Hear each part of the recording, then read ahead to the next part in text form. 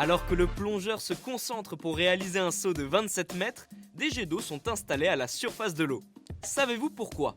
Bienvenue dans Tu veux une médaille, les réponses aux questions de sport que vous ne vous posez pas encore.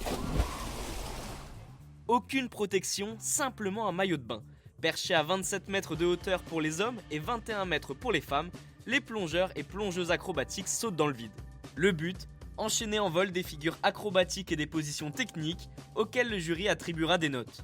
Il s'agit d'une discipline tout autant spectaculaire que dangereuse. Les sportifs arrivent dans l'eau à plus de 85 km/h. Ils réalisent une chute de 3 secondes, un laps de temps très court où la moindre erreur peut être fatale. À cette vitesse, l'impact dans l'eau est violent. La vitesse du sportif passe de 85 km/h à 0 en 1 seconde. Un sacré coup de frein. Certaines personnes sont présentes dans l'eau, on les appelle les hommes grenouilles.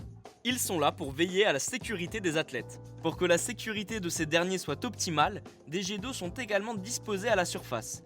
Ils permettent d'envoyer des bulles d'air là où le sportif entrera dans l'eau. Celles-ci vont permettre de diminuer la pression et donc le choc au moment de l'impact. Un paramètre important pour minimiser le risque de blessure lors de l'arrivée. Ces jets d'eau offrent également aux plongeurs la possibilité d'avoir un repère visuel avant de sauter, comme un marquage au sol.